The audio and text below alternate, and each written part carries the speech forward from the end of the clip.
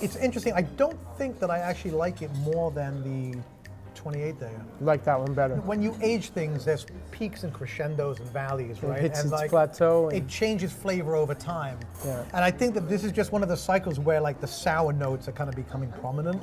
I'm interested to see what will happen with the 180. I think it's going to be completely different. We are in downtown Manhattan. We are at the Monaco's restaurant. 3 months ago, we came and tried a 90-day dry-aged steak. That didn't really like it very much, to be honest with you. I thought it was a bit sour tasting. We are here to try a 180-day dry-aged steak. They've aged it that long because that's how many years they've been in business.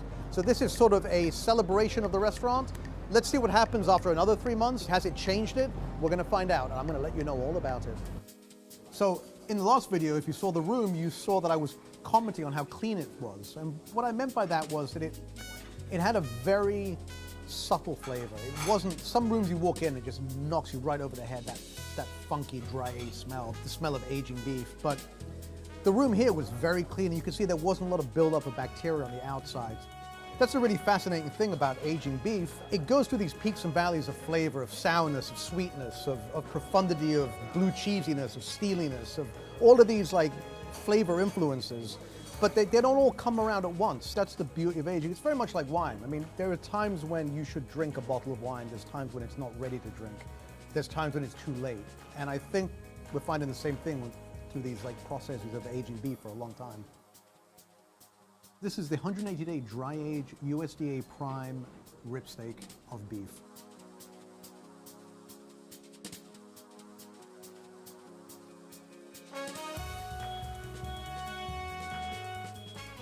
This is an enormous piece of meat. I don't know what it weighs, but it's got to be at least 2 pounds. Wow, right off the bat, those pungent notes, those aromatics, those things that I smelt when I walked into that aging room 3 months ago are completely apparent, and just the aroma, and right in the middle of it, so I have high hopes that this is going to be profoundly aged.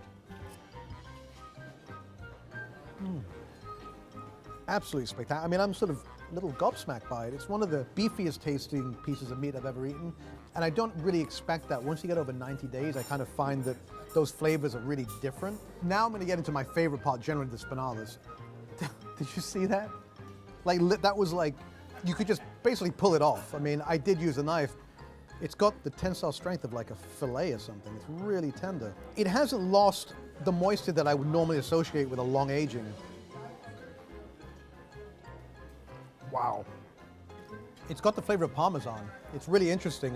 You know, normally you get those blue cheesy notes in dry aging, but it's a saltiness to it. It's not as gamey, it's not as abrupt, but it still has this really sort of strong residual flavor after you've eaten it. Let's try the outside caps, which definitely are tougher to cut through. And in my experience, you know, they're not as tender, which is the reason they're sort of used for other things. Wow, that's the most intense thing yet. Because of course, the outside cap is what was exposed to the dry age room. So that really has like the intense blue cheese flavor, much more than the inside, although that has penetrated all the way through. But I have to say, there's nothing like the interior of this steak. It has like such a great like texture. It's so supple. It's almost like, I wouldn't say chicken breast because there is some bite to it, but it's got a real tenderness that you don't really associate with rib steaks usually.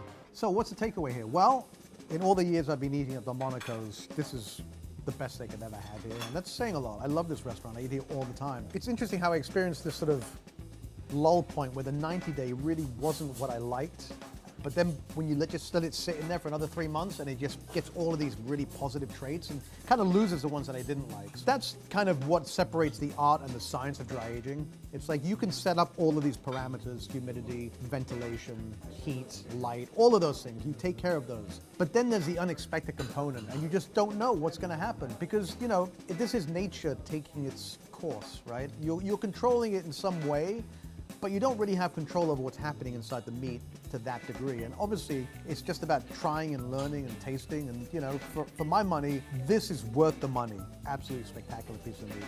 Well, thank you very much for watching. I'm going to sit here and polish off the rest of these steaks, and we'll see you on the next episode of The Meat Show.